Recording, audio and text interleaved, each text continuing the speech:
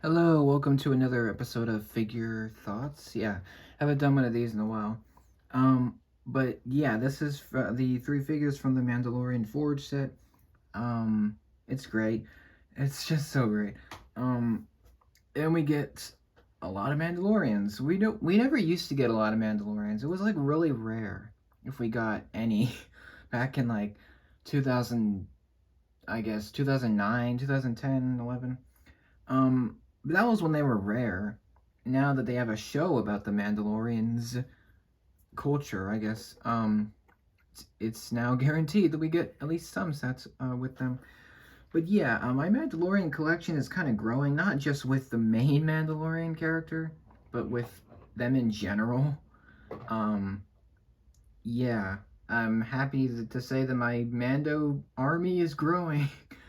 um, but yeah, these are the three figures from that set. The two on the right, they most likely will never be seen again as figures. Probably because they're not the most important, I guess, to the story of the Mandalorian, but they were in the Book of Boba Fett. That's not really a spoiler. People have seen it by now. So yeah. That's kinda cool. Um so I guess they're fairly important, but not that much. But it's cool to get them at all, because, they were just so great in the show. Um, it's my first time at this recording of this video, getting this version of Mando, the newer version, like the Beskar armor one. I know he's really common now. He came in like at least 5 or 6 sets, so it's not that rare. It's funny, the original Mandalorian figure, which I love more, is actually rarer than the new one, which is interesting. I still prefer this one. There's just something about this, I don't know. But the new one is fantastic because he has like arm printing. Like, that is rare. Like, only Vader has that. Boba Fett, of course. Um, yeah, that's pretty much it. Um, Not that many characters. There could be a few more. Oh yeah, C3PO does now too. But that's it. The no one it's rare, okay? So to get arm printing is just great. Unfortunately, we still have no face. So it's just a black head, like a just there's nothing. It's just a void.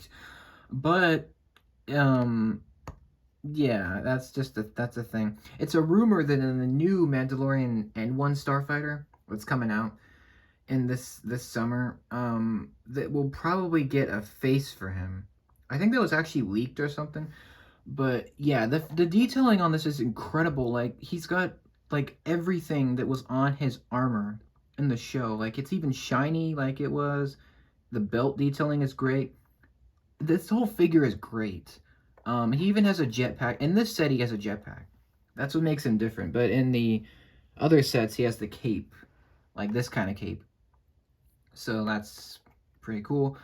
Um, I'm not gonna show his back printing for him or for Vizsla because I already did that in Minifig Monday. So yeah, he's got his guns, which are standard. It's kind of cool. In every set, he kind of comes with a different weapon, which is kind of cool. Um, yeah, the Mandalorian is great. Again, I still prefer the original figure, but this one is pretty dang cool. The one I was really excited about was the armor here in the middle. She is one of the most mysterious people in the whole show. Like, we don't know barely anything about her. And that's kind of good, I think. And she does come with a couple accessories. She's probably the most important figure in the set because she's the one who makes the armor that the Mandalorians wear, and she's also the leader of the clan that the Mandalorian is in. So she's pretty important, at least to a degree.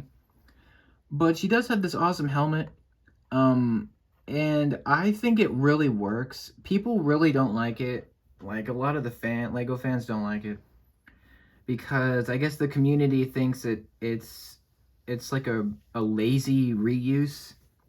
It's actually the same helmet that was used for Gar Saxon from the Mandalorian fighter set, which is from the Clone Wars. So totally different timeline. But I think it works because, it looks enough like the helmet. It's not exactly accurate, but I think it looks pretty close.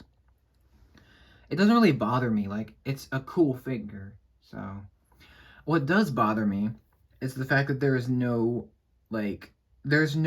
fur piece for her that goes over her shoulders. There's no, like, physical cloth, which is a little disappointing.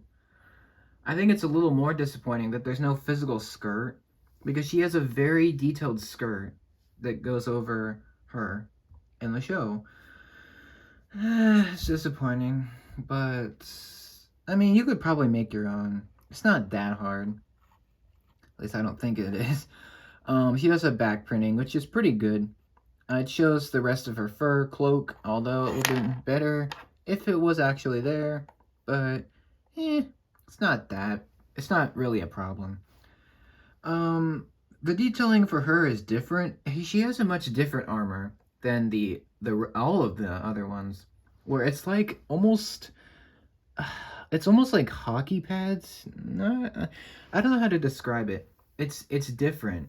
It's very different. It's almost like the same armor at first for their chest, but then she has the cloak over that, and then she has a bunch of tools from her belt. So she's obviously not really a warrior. She's more of a like a maker of things. So I guess it makes sense that her armor isn't really like as armored. I just thought that was cool. She has a lot of good detailing, which is really nice. Yeah, the good thing about minifigures now is you can like make ridiculous amounts of detail, and that is just great. I think the best. Well, I think the best figure in this set, although he's not my favorite, but he is the best figure. I guess the most well done is definitely Paz Vizsla here on the right. He's all sand blue, pretty much. He's got a little bit of light gray and dark gray as he falls over. Yeah, he's kind of top heavy. But he's great. He's meant to look thicker. He's meant to be way beefier, like way not fatter, more muscular than the other two. Which is accurate to how he was in the show because he was a big guy, and this makes him look big. That is an illusion because all minifigures are thin, pretty much. Like they're a little bit thick, I guess, but not really. They're just really thin figures. If you look at them from the side, you can see what makes him so big is this armor piece, which is this is newer. This was made for a couple figures from 2021. And it's great. It makes him look way larger than he actually is, which is very accurate. His helmet's great. It's got lots of like scuff marks. Like he's definitely been through some battles, which is cool. And he's got the Mythosaur logo on right here on this shoulder plate. What's really cool is the use of Lego parts. So this is his backpack or jetpack. This is a jetpack, and it is awesome. It's so simple, but it looks so great. It's got dark gray and yellow, and it's got a clip, so you can put his gun onto his jetpack, so then he can be free of it. But what's funny is they added this clip, but then when you try to put the gun in the holster, then he falls over. So it's not the most well engineered thing. Like he doesn't want to stand up, but if you push him down, he kind of does. But it's so great to have him. I was really wanting him, like when I saw the show. Like I wanted him as a figure. I especially wanted Armor because she's like my favorite of the three. But he's great. He has a lot of good screen time. He doesn't have a ton to do, but he's great when he is on the screen. His detailing is ridiculous. Like, look at this. Look, it's almost like Boba Fett level detail, which is a great compliment because Boba Fett has so much detail. I think he even has more detail than Boba, which is crazy. Um, yeah, it's even what's even more crazy is that they put more detail on the back and the front where you're not even seeing it. So if you take off the armor, there's more to see, which is just great. Um, yeah, I think the most detailed part of him is definitely the legs. Like it's just the most armor, which is just great. Um, yeah, these figures are just fantastic. Like, especially for a $30 set. Like, I guess some years ago, if you got a $30 set, you wouldn't really get this level of detail. It would just be simple, but I guess the advantage of being a Lego collector now is that you get all these great detailed figures for somewhat cheap. So that's great. The Mandalorian is the least exciting figure for me, but it's really nice to have the detailed version. Um, Armor, the most exciting for me, because I just love her. She's just so great. Like her voice, the way she was played on screen, her backstory, her armor, it's just so great.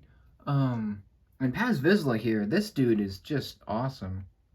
So yeah, that's the figures from the set.